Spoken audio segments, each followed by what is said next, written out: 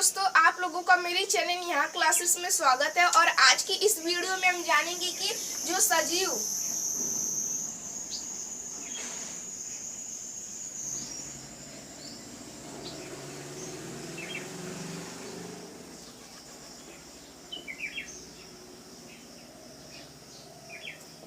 तथा निर्जीव में अंतर।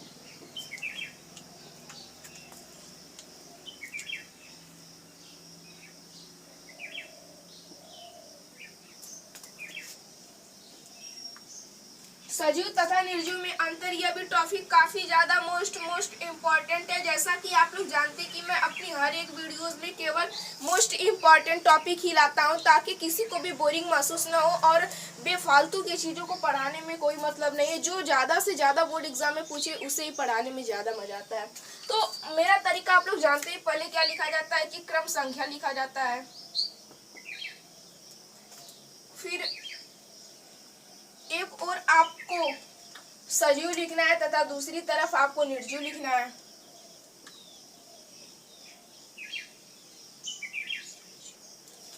एक तरफ आपको निर्जीव लिखना है।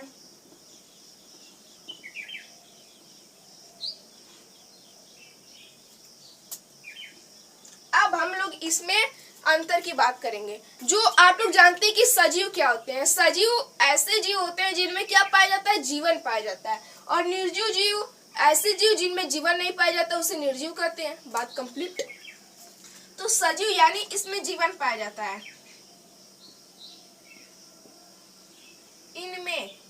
इनमें कहेंगे तो आप अच्छी से अच्छा लगेगा। इनमें, क्योंकि ये जीव है ना, तो इनमें बोलेंगे। इसमें बोलेंगे तो कोई वस्तु आ जाएगी। इनमें जीव पाया जाएगा। इनमें जीव, इसमें जीवन पाया जाता है, पाया जाता है।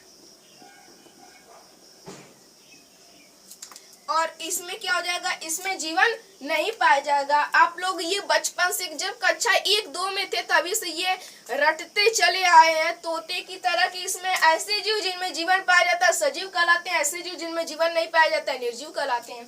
ये तो आप लोग बचपन से रटते चले आए होंगे।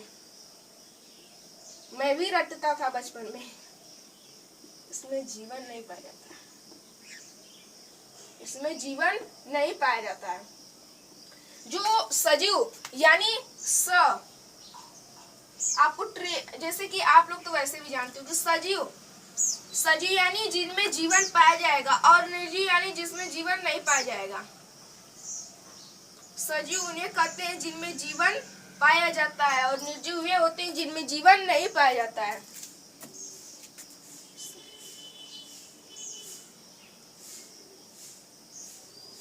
इनमें जीवन नहीं पाया जाता है।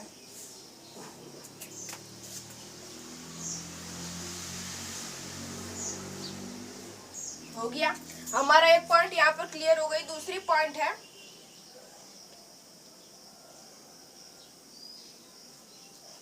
जो सजीव होते हैं ना, इन्हें क्या होती है ना कि जल तथा O2 की आवश्यकता होती है। लेकिन निर्जीव को क्या होती है, इन्हें कार्बन जैसे कि ऑक्सीजन तथा जल की आवश्यकता नहीं होगी। जब हम लोग जीवन पाए जाएंगे तो जीवन को चलाने के लिए ऑक्सीजन की आवश्यकता होगी ना। ऑक्सीजन को ही प्राणवायु कहा जाता है।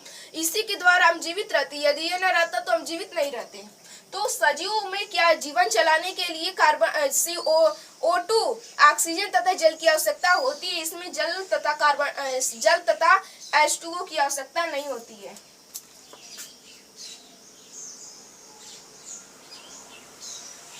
चलिए इसमें लिख लीजिए, तथा जल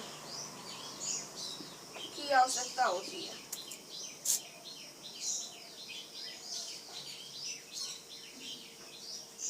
इन्हें लिख दीजिए। ये बार बार इसमें लिखा जा रहा है।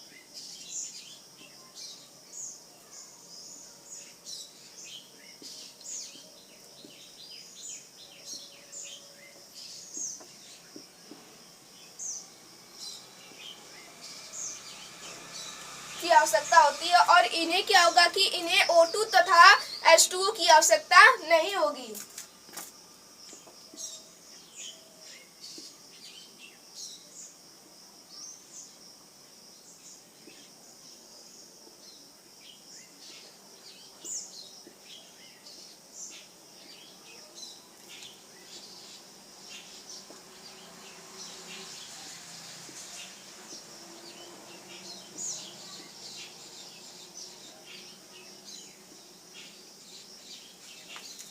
यहाँ तक हमारी 2 पॉइंट क्लियर हो चुकी है। अब सजीव में क्या होगा ना कि इसमें क्या होगा, सजीव में वृद्धि एवं विकास हो, यानी सजीव में गति पाई जाएगी, इसमें गति पाई जाएगी और इसमें क्या पाई जाएगी, गति नहीं पाई जाएगी। जैसे मैं आपको उदाहरण के माध्यम से समझा रहा हूँ, यदि मैं इस मार्कर को यदि कहीं अच्छी जगह रख कर चला जाऊं, यदि मैं 1 साल बाद भी आकर देखूंगा ना, यदि कोई इसे हटाया नहीं रहेगा ना, तो ये मार्कर उसी स्थान पर रहेगा। ये जो मार्कर है उसी स्थान पर रहेगा, अपने स्थान से 1 कदम भी दूर नहीं हटेगा जब तक कि इसमें किसी का हस्तक्षेप नहीं होगा। यदि मैं स्वयं को वहीं पर किसी लड़के को वहां पर रखकर चला जाऊं, 1 साल बाद आऊंगा ना, तो अरे 1 साल का छोड़ो, 1 हफ्ता बाद ही आऊंगा ना, तो वह दिखेगा ही नहीं वहां से। यानी हम समझ सकते हैं कि सजीवों में क्या पाई जाएगी, लड़का क्या था, सजीव था, उसमें जीवन पाया जाता है। जो मार्कर था इसमें जीवन नहीं पाया जाएगा, यह क्या है, निर्जीव। यानी निर्जीव में गति नहीं पाई जाएगी, लेकिन सजीव में क्या पाई जाएगी, गति पाई जाएगी।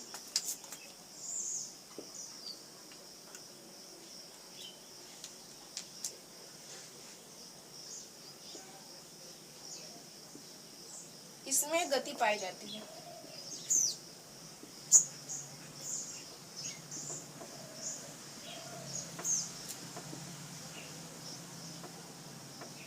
इसमें गति पाई जाती है और इसमें क्या पाई जाती है, इसमें गति नहीं पाई जाती है।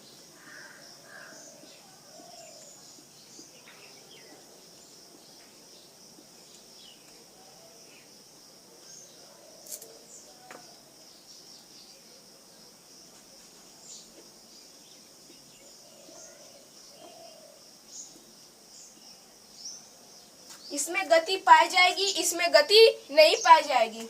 अब जो चौथी पॉइंट है हमारी, इसमें क्या होगी ना कि श्वसन की क्रिया होगी, लेकिन इसमें श्वसन की क्रिया नहीं होगी। यानी हम कह सकते हैं कि जितने भी जैव प्रक्रम है, जैसे कि उत्सर्जन, पोषण और जैसे कि उत्सर्जन, पोषण, प्रजनन, जितनी भी क्रियाएं वह सजीव में होंगी लेकिन निर्जीव में नहीं होंगी। यानी इसमें जनन की क्रिया होती है।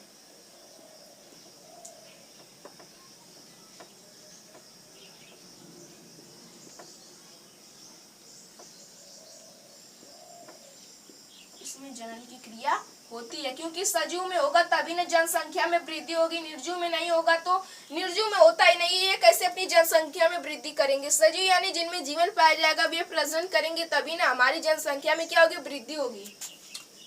इसमें जनन की क्रिया होती है।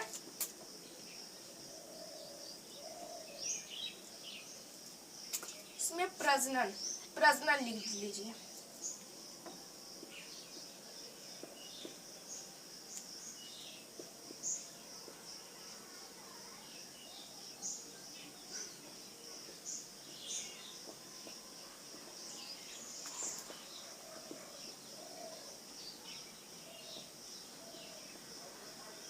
इसमें प्रजनन की क्रिया होती है और इसमें प्रजनन की क्रिया नहीं होती है।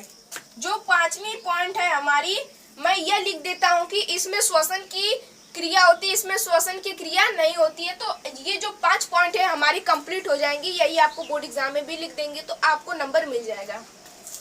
यह इसमें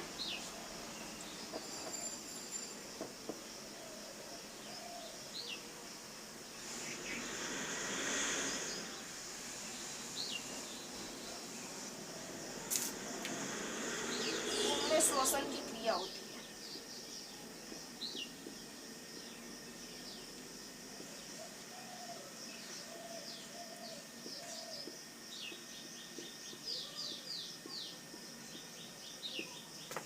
इनमें श्वसन की क्रिया नहीं होती है।